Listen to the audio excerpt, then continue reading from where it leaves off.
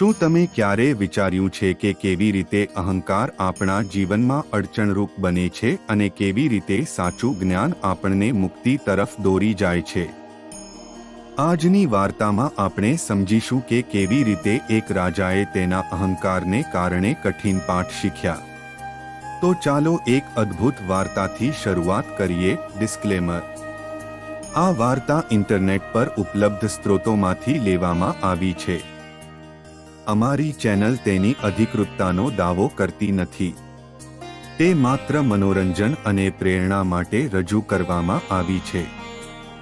આભાર. તે લાંબા સમય પહેલા થયું હતું. એક રાજા હતો જેને પોતાના સામ્રાજ્ય અને કીર્તિ પર ખૂબ જ ગર્વ હતો. તે માનતો હતો કે આ પૃથ્વી પર તેના જેવો જ્ઞાની અને શક્તિશાળી કોઈ નથી.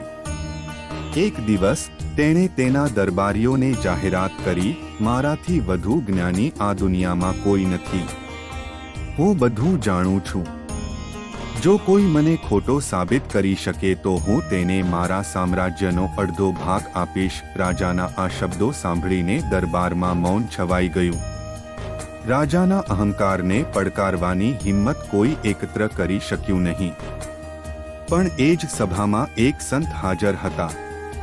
ઋષિએ હસીને રાજાને કહ્યું, રાજા, જો તમે ખરેખર જ્ઞાની હો તો મારા 3 પ્રશ્નોના જવાબ આપો. રાજા હસ્યા અને બોલ્યા, મુનિજી, પૂછો.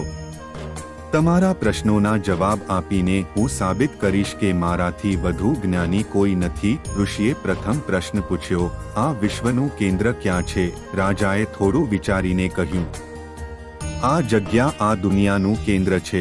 ઋષિ હસ્યા અને જમીન પર લાકડી વાવી અને કહ્યું, આ સ્થાન વિશ્વનું કેન્દ્ર છે. જો તમે સંમત ન હોવ તો તેને માપીને સાબિત કરો. રાજા ચૂપ થઈ ગયો. સાધુએ બીજો પ્રશ્ન પૂછ્યો, આકાશમાં કેટલા તારા છે? રાજા મૂંઝાયો. તેણે કહ્યું, આ પ્રશ્ન અસંભવ છે. તેનો જવાબ કોઈ આપી શકે તેમ નથી. ઋષિએ કહ્યું, જો તમે આટલા જ્ઞાની છો તો તમારે આનો જવાબ જાણવો જ જોઈએ. પરંતુ સત્ય એ છે કે આ જ્ઞાન માત્ર ભગવાનને જ છે. હવે ઋષિએ ત્રીજો અને અંતિમ પ્રશ્ન પૂછ્યો, માણસનો સાચો સાથી કોણ છે? રાજાએ કહ્યું, કુટુંબ, મિત્રો અને પૈસા માણસના સાચા સાથી છે. ઋષિએ માથું હલાવ્યું અને કહ્યું, રાજા, આ જવાબ ખોટો છે. માણસનો સાચો સાથી ફક્ત તેનું જ્ઞાન અને તેના કાર્યો છે. આ ફક્ત તેની સાથે જાય છે. બાકીનું બધું અહીં જ બાકી છે. રાજાને પોતાની ભૂલ સમજાઈ. તેણે ઋષિના ચરણોમાં પડીને ક્ષમા માંગી અને કહ્યું, આજે તમે મારા અહંકારને તોડી નાખ્યો છે.